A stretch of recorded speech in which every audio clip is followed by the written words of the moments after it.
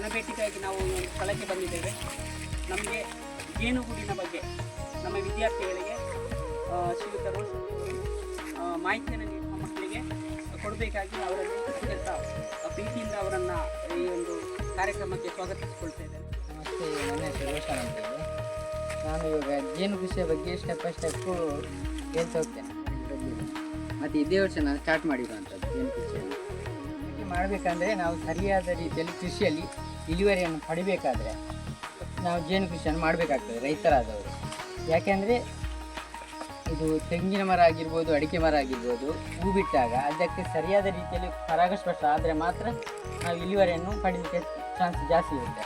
ಅಂದರೆ ಒಂದು ದಿನದಲ್ಲಿ ಇವಾಗ ಹಿಂಗಾರ ಬಿಟ್ಟಾಗ ಅದಕ್ಕೆ ಅದೇ ದಿನ ಪರಾಗಸ್ಪರ್ಶ ಆದರೆ ಅದು ಕಾಯಿ ಬಿಡುವಂಥದ್ದು. ಇಲ್ಲಾಂತಂದರೆ ಬೆಳಿಗ್ಗೆ ಅರಳಿದ ಹೂವು ಸಂಜೆ ಆಗುವಾಗ ಬಾಡಿ ಹೋಗಿ ಅದು ಕೆಳಗಡೆ ಬೀಳ್ತದೆ, ಅದು ವೇಸ್ಟ್ ಆಗ್ತದೆ ನಮಗೆ. ಅದನ್ನು ನಾವು ಮೇಂಟೈನ್ ಮಾಡಬೇಕಾದ್ರೆ ನಾವು ಜೇನು ಕೃಷಿಯನ್ನು ಮಾಡಬೇಕು.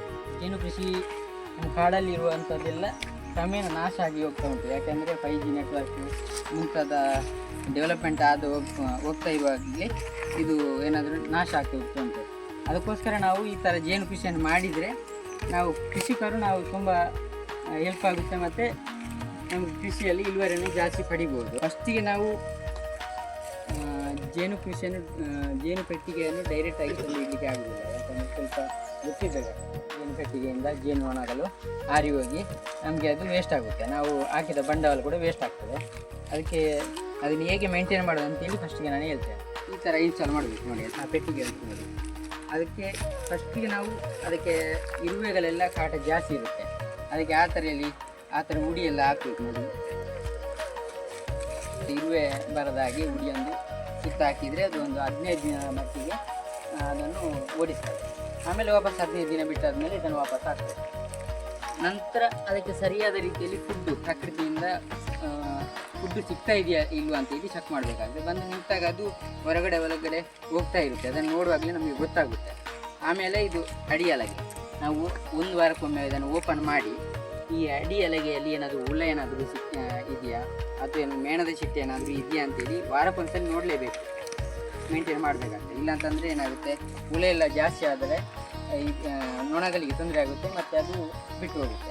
10 kg ಜೇನು ತುಪ್ಪವನ್ನು ತೆಗಿಬೋದು ನಾವು ಆ ಥರ ಮೇಂಟೈನ್ ಮಾಡಿ.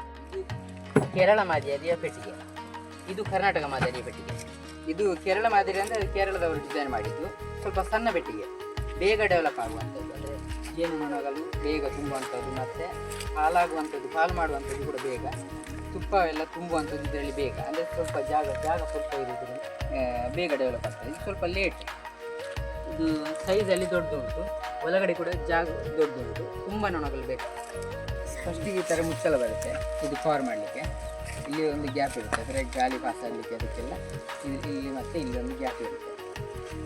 ಆಮೇಲೆ ಸೂಪರ್ ಅಂದರೆ ಇಲ್ಲಿ ಜೇನು ತುಪ್ಪ ಎಲ್ಲ ಮಾಡುವಂಥದ್ದು ಈ ಕೋಣೆಯಲ್ಲಿ. ಮಳೆಗಾಲದಲ್ಲಿ ಅದಕ್ಕೆ ಫುಡ್ ಸಿಗೋದಿಲ್ಲ, ಆವಾಗ ನಾವು ಅದಕ್ಕೆ ಕೃತಕವಾಗಿ ನಾವೇ ಫುಡ್ ಕೊಡುವಂಥದ್ದು. ಹೇಗೆ ಅಂದರೆ ಸಕ್ಕರೆ ನೀರನ್ನು ಪಾಕ, 1 ಲೋಟ ಸಕ್ಕರೆಗೆ 1 ಲೋಟ ನೀರನ್ನು ಮಿಕ್ಸ್ ಮಾಡಿ ಅದಕ್ಕೆ ಕರಗಿಸಿ ಇದರಲ್ಲಿ ಇಡುವಂಥದ್ದು. ಈ ಥರ ಇಟ್ಟರೆ ಅದಕ್ಕೆ ಅದು ಕುಡಿತದೆ. ಆವಾಗ ಸಾಧಾರಣ ಒಂದು 3 ರಿಂದ 4 ತಿಂಗಳು ಆ ಥರ ನಾವು ಕೊಡಬೇಕಾಗ್ತದೆ. ಯಾಕೆಂದರೆ ಮಳೆಗಾಲದಲ್ಲಿ ಫುಡ್ ಸಿಗೋದಿಲ್ಲ. ಯಾಕೆಂದರೆ ಬೇಸಿಗೆ ಕಾಲದಲ್ಲಿ ಅದರ ಫುಡ್ಡನ್ನು ಎಲ್ಲ ನಾವು ತಗೊಂಡಿದ್ದೀವಿ. ಓಪನ್ ಮಾಡಿದ ತಕ್ಷಣ ಕೆಲವೊಂದು ಜೇನುನೊಣಗಳು ಕೋಪದಲ್ಲಿದ್ದಾಗ ಅಥವಾ ಏನಾದರೂ ಅದಕ್ಕೆ ತೊಂದರೆ ಆದಾಗ ಡೈರೆಕ್ಟಾಗಿ ಮುಖಕ್ಕೆ ಬಂದು ಕಚ್ಚುವಂಥದ್ದು. ಫಸ್ಟಿಗೆ ಅದಕ್ಕೆ ಈ ಥರ ನಾವು ಮುಖಪರದೆಯನ್ನು ಹಾಕ್ಕೊಳ್ಬೇಕಾಗ್ತದೆ. ಇದು ಮುಖಪರದೆ. ಆಮೇಲೆ ಇದು ಸ್ಮೋಕರ್ ಅಂದರೆ ಅದಕ್ಕೆ ಹೊಗೆ ಹಾಕಲಿಕ್ಕೆ ಹೊಗೆ ಹಾಕಬೇಕಾಗ್ತದೆ. ಯಾಕೆಂದರೆ ನಾವು ಹೊಗೆ ಹಾಕದೆ ಅದನ್ನು ಓಪನ್ ಮಾಡಿದರೆ ಆ ನೊಣಗಳಲ್ಲಿ ಸಾಯುವಂತಹ ಚಾನ್ಸಸ್ ಜಾಸ್ತಿ ಇರುತ್ತೆ ತೊಂದರೆಯಾಗಿ. ನಾವು ಹೊಗೆ ಹಾಕ್ಕೊಂಡ್ರೆ ಅದಕ್ಕೆ ಸ್ವಲ್ಪ ಅಮಲಾದಾಗೆ ಆಗ್ತದೆ, ಮಿಶ್ರಣ ಆದಾಗೆ. ಆವಾಗ ನಾವು ಅದನ್ನು ಈಸಿಯಾಗಿ ಮೇಂಟೈನ್ ಮಾಡ್ಬೋದು. ಚುಚ್ಚುವಂಥದ್ದು ಕೂಡ ಜಾಸ್ತಿ. ಜೇನುನೊಣಗಳು ಕಚ್ಚುವುದಿಲ್ಲ, ಅದಕ್ಕೆ ಬಾಯಲ್ಲಿ ಕಚ್ಚುವಂಥದ್ದು ಹಿಂಬದಿಯಿಂದ ಚುಚ್ಚುವಂಥದ್ದು ಚುಚ್ಚುತ್ತದೆ.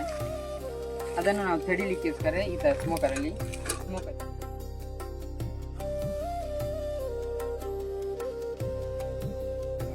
ತೆಗೆಯುವಂಥ ಟೈಮ್ ಇದೆ. ಜನವರಿಯಿಂದ ಸ್ಟಾರ್ಟ್ ಆಗುತ್ತೆ. ಜನವರಿಯಿಂದ ಸಾಧಾರಣ ಮೇ ತನಕ ತುಪ್ಪ ತೆಗೆಯುವಂಥ ಟೈಮ್. ಇದು ಆಲ್ಮೋಸ್ಟ್ ರೆಡಿ ಆಗಿದೆ. ಒಂದು 5-6 ದಿನದಲ್ಲಿ ರೆಡಿ ಆಗ್ಬೋದು.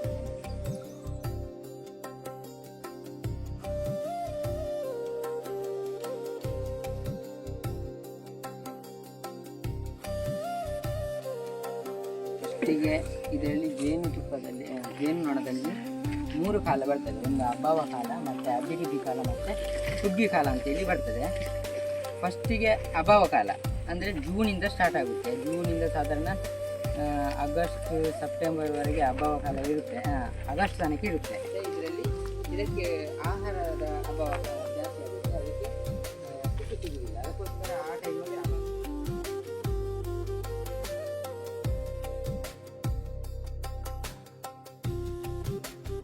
ವಿಧ ಉಂಟು. ಒಂದು ರಾಣಿ ನೊಣ, ಆಮೇಲೆ ಗಂಡು ನೊಣ ಬರ್ತದೆ, ಆಮೇಲೆ ಕೆಲಸಗಾರ ನೊಣಗಳು.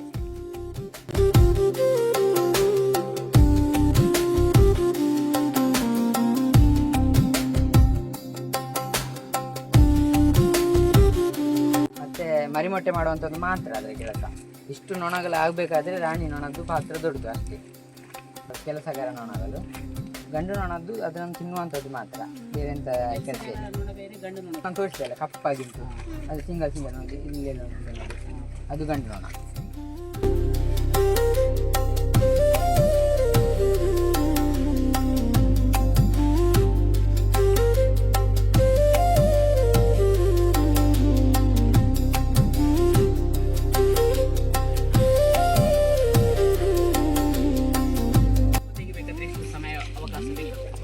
ಯಾವಾಗ ಹೂ ಬಿಡ್ತದೆ ರಬ್ಬರಲ್ಲಿ, ಮಾವಿನ ಹಣ್ಣಲ್ಲಿ ಟೈಮ್ ಅಂತಿಲ್ಲ. ಅದಕ್ಕೆ ಪರಾಗಸ್ಪರ್ಶ ಸಿಕ್ಕ ಹಾಗೆ ಬಂದು ಬೇಗ ಬೇಗ ಅದು ಸ್ಟೋರ್ ಮಾಡ್ತದೆ.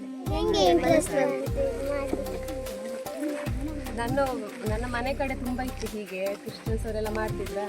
ಅದು ನೋಡಿ ಒಂದ್ಸರಿ ಈ ಥರ ಯೂಟ್ಯೂಬೆಲ್ಲ ನೋಡಬೇಕಾದ್ರೆ ಅದರಲ್ಲಿ ಬರ್ತಿತ್ತು ರೀಲ್ಸ್ ಎಲ್ಲ, ಜೇನಿದೆಲ್ಲ. ಓಕೆ ಮಾಡುವ, ನಮ್ಮ ಕೃಷಿಗೂ ಕೂಡ ಸ್ವಲ್ಪ ಹೆಲ್ಪ್ ಆಗ್ತದೆ. ಅಡಿಕೆಗೆಲ್ಲ ಸ್ವಲ್ಪ ಪರಾಗಸ್ಪರ್ಶ ಜಾಸ್ತಿ ಆದಾಗ ವರ್ಷ ನಮಗೆ ಅಡಿಕೆ ಇಳುವರಿ ಜಾಸ್ತಿ ಸಿಗ್ತದೆ.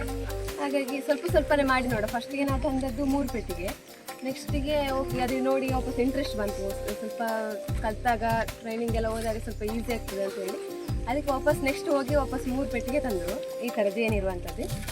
ನೆಕ್ಸ್ಟ್ ಅದನ್ನೇ ನಾವು ಪಾಲ್ ಮಾಡಿ ಈಗ 14 ಪೆಟ್ಟಿಗೆ ಆಗಿದೆ. ಹಾಗಾಗಿ ಇಂಟ್ರೆಸ್ಟ್ ಇನ್ನೂ ಜಾಸ್ತಿ ಮಾಡುವ ಅಂತೇಳಿ ಸ್ವಲ್ಪ ಇಂಟ್ರೆಸ್ಟ್ ಇದೆ. ನೆಕ್ಸ್ಟ್ ವರ್ಷದಿಂದ ಇದಕ್ಕಿಂತ ಜಾಸ್ತಿ ಮಾಡ್ತೀವಿ.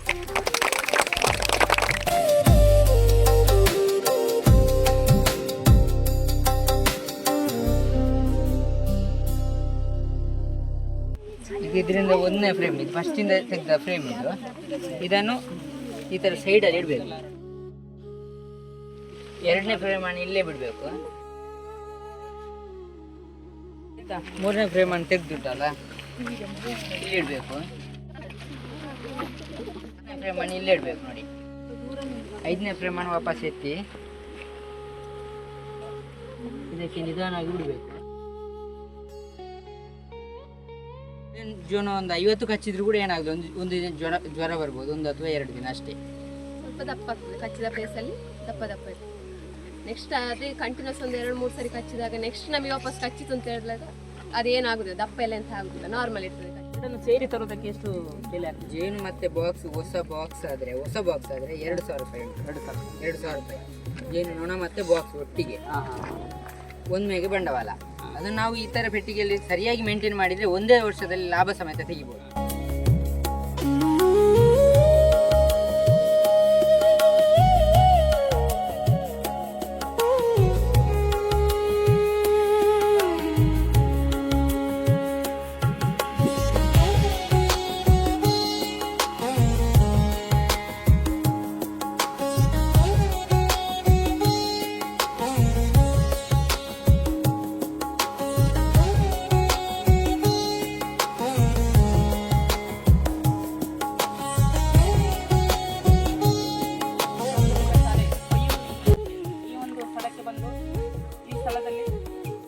ಸಾಕಾಣಿಕೆ ಬಗ್ಗೆ ಮಾಹಿತಿಯನ್ನು ನಮಗೆ ಅದರ ಮಾಲಕರಾದಂತಹ ಶ್ರೀಯುತ ರೋಷನ್ ಮತ್ತು ದಂಪತಿಗಳು ಶ್ರೀಮತಿ ರೂಪಶ್ರೀ ಇವರು ಬಹಳ ಒಂದು ಅಗತ್ಯವಾದ ಬಹಳ ವಿವರವಾದ ಮಾಹಿತಿಯನ್ನು ಕೊಟ್ಟಿದ್ದಾರೆ. ಇವರಿಗೆ ಶಾಲಾ ವತಿಯಿಂದ ಹೃತ್ಪೂರ್ವಕವಾದ ಧನ್ಯವಾದಗಳನ್ನು ಸಲ್ಲಿಸ್ತಾ ಇದ್ದೇವೆ.